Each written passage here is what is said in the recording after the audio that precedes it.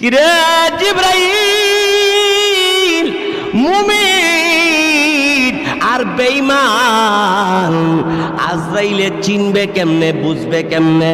এমনি জিবরাইল ডাক দিয়ে বললেন, ওগো নবীজি, হায়াত নামক পাতাটা যখন আজরাইলের সামনে পড়ে, আজরাইলের নামের ঠিকানা তালিকার মধ্যে কাইটা দে। কাইটা দেওয়ার পরে এক এক করে যাইতে যাইতে 39 দিন পার হয়ে যাওয়ার পরে 40 দিনের দিনও ওই পুরুষ বা মহিলা যখন মারা যাবে, এই মারা যাওয়ার আগ মুহূর্তে ওই নামের তালিকার মধ্যে যদি লোকটা ইমানদার হয়, তার নামের চতুর্দিকে নূরের বাতি জলমল জলমল করে।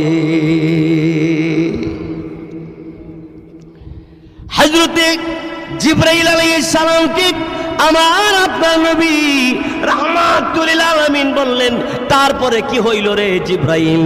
জিবরাইল তখন ডাক দিয়ে বললেন, নবী গো, ওই নামের চতুর্দিক দিয়ে যখন নূরের বাতি জলমল জলমল করে জ্বলে, তখন আজরাইলে বুঝে এই লোকটা হলো ইমানদার, মুমিন। আল্লাহর নবীর ভালোবাসা, আল্লাহর জন্য ভালোবাসা, আল্লাহর হুকুম নবীর তরিকা মতো পালন করত তারা। এই জন্যে তাদের নামের চতুর্দিকে নূরের বাতি যখন জলমল জলমল করে জ্বলতে আরম্ভ করে, আজরাইল 500 ফেরেশতা লইয়া জান্নাতের আদর গোলাপ নিয়ে তার জান কবজ করতে যায়। আর বেঈমান যদি হয়, যদি বেঈমান হয়, তাহলে তার নামের চতুর্দিকে কালো বাতি জ্বলতে থাকে। তখন আজরাইল বুঝতে পারে এই লোকটা বেঈমান।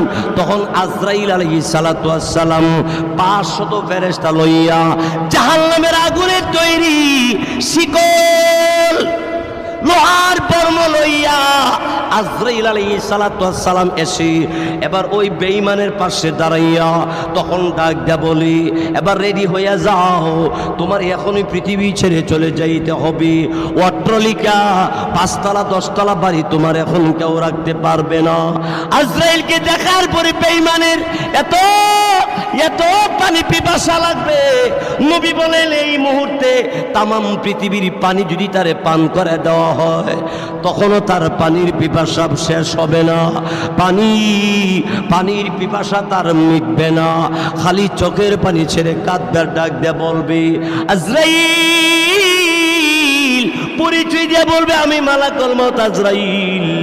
আজান হয়ে গেছে, নামাজ পড়ো নাই, আব্বা আম্মাকে ভালোবাসো নাই, নবী রাহমাতুল লিল আলামিনকে ভালোবাসো নাই।